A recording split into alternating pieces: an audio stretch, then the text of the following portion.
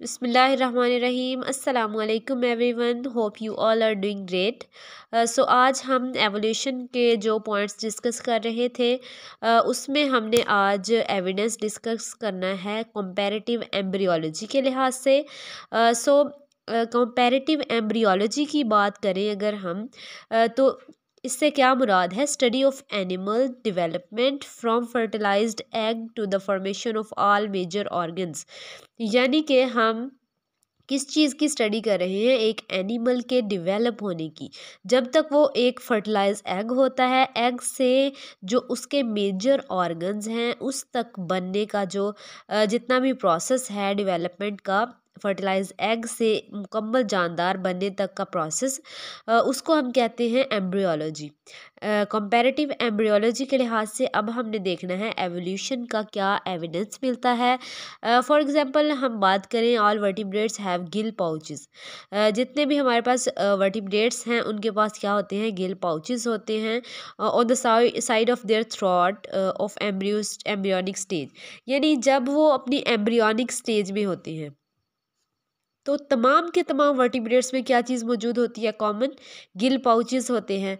All vertebrates have similarities of embryonic stage of fishes, frog, snakes, birds and mammals. यानी कि अगर हम बात करें एम्ब्रियोनिक स्टेज की, एम्ब्रियो स्टेज में चाहे वो फिश हो, चाहे फ्रॉग हो, स्नेक हो, यानी कि मेंढक, फिशेस और जितनी भी चीज़ें हैं, बर्ड्स, मैमल्स, सब एम्ब्रियोनिक स्टेज में जितने भी वर्टिब्रेट्स हैं उनमें क्या होती है, सिमिलैरिटीज़ होती हैं। वो एक जैसी, वो वाली स्टेज जो है वो सबकी एक जैसी होती है। कोई नहीं बता सकता कि इनमें क्या डिफरेंस है। यानी कि इनकी जो एम्ब्रियोनिक स्टेज है वो सबकी क्या है, सिमिलर है, उसमें सिमिलैरिटीज़ हैं। Fish Gill pouches develop into gills. जो फिश के गिल पाउचेस होते हैं वो किस में डिवेलप हो जाते हैं, गिल्स में।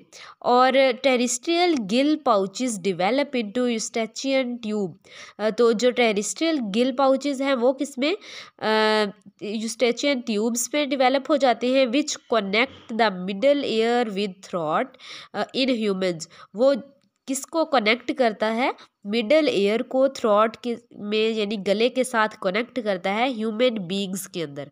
ठीक है, अब इसका जो है वो एम्ब्रियोलॉजी के लिहाज से क्या इसका रिलेशन बनता है एवोल्यूशन के साथ। Establish homology among structures such as gill pouches that become so altered in later development all have common origin. यानी कि अभी हमने एग्जांपल में डिस्कस किया कि पहले जो एम्ब्रियोनिक स्टेज है वो सब में क्या होती है, सिमिलर होती है, सिमिलैरिटी होती है, सबके पास गिल पाउचेस होते हैं उनकी एम्ब्रियोनिक स्टेज में। ठीक है, बाद में जो है वो अल्टर हो जाते हैं या चेंज हो जाते हैं किसी और, जैसे हमारे पास फ़िश के जो गिल पाउचेस हैं वो हमने पीछे डिस्कस किया एग्जांपल में, कि जो फ़िश के गिल पाउचेस हैं वो किस में कन्वर्ट हो जाते हैं, गिल्स में। और इसी तरह जो है वो डिफरेंट ऑर्गन्स में डेवलप हो जाते हैं, लेकिन उनका जो ओरिजिन होता है वो क्या होता है, सिमिलर होता है।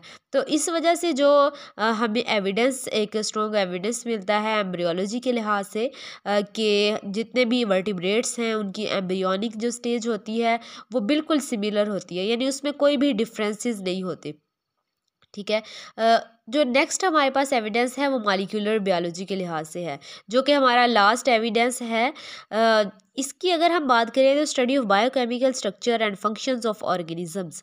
अब ऑर्गेनिज्म की स्टडी की जा रही है, उसके स्ट्रक्चर की, उसके फंक्शन की, लेकिन किस लेवल पे, मॉलिक्यूलर लेवल पे। मॉलिक्यूलर लेवल पे जो स्टडी होती है ऑर्गेनिजम्स की, उनके स्ट्रक्चर की, उनके फंक्शन की, वो क्या कहलाती है, molecular biology. For example, common genetic code brings evidence that all life is related.